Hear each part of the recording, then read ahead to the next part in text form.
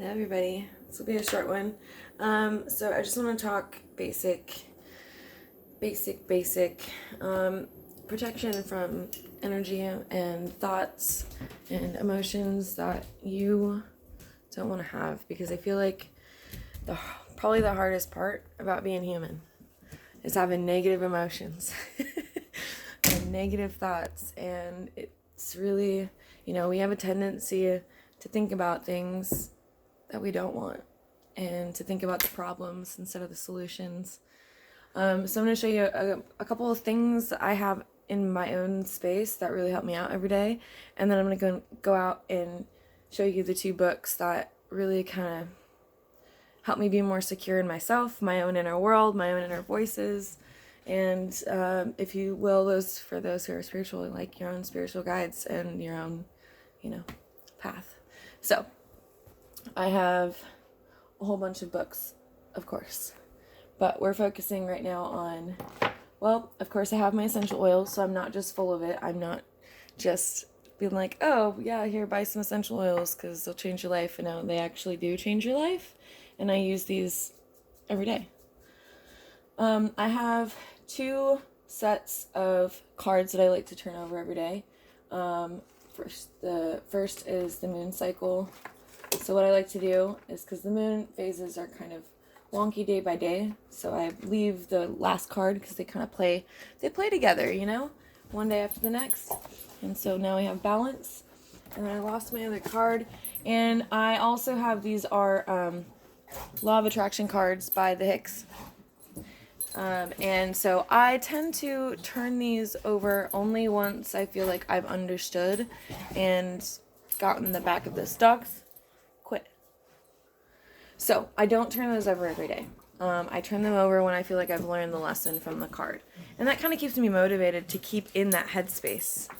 Right? So I'll turn over the cards when I get older. Docs, quit. Alright, let's hope they don't knock me over on my way out. So as I've kind of discussed in my older videos, I'm now just now coming to understand what it really means to be an empath. And it's not what I've thought all these years. So sorry, guys.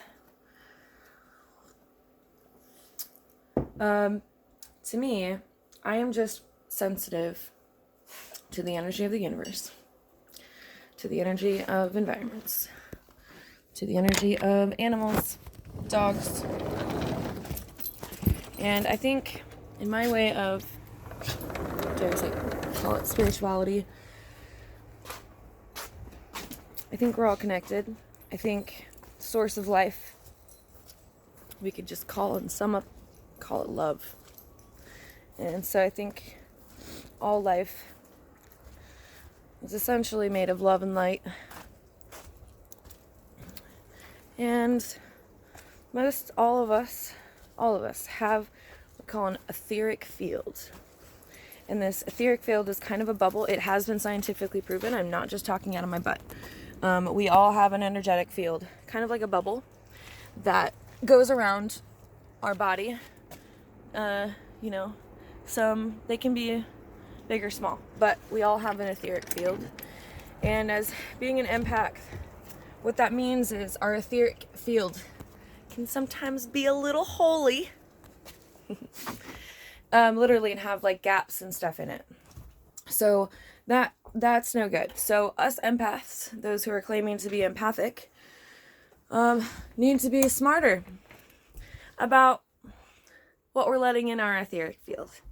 So it's a good thing I'm a headstrong person. If you're an empath and you're not a headstrong person, you're probably not an empath. So there are 2 books. The first is this one, Divine Revelation. Now this is written in a very spiritual context, but not in any kind of specific spiritual context. This is not, just for Christians or just for this or just for that. Even the scripts and stuff in here for all of that is very open. The other one, Before My Camera Dies, is Inner Work. And this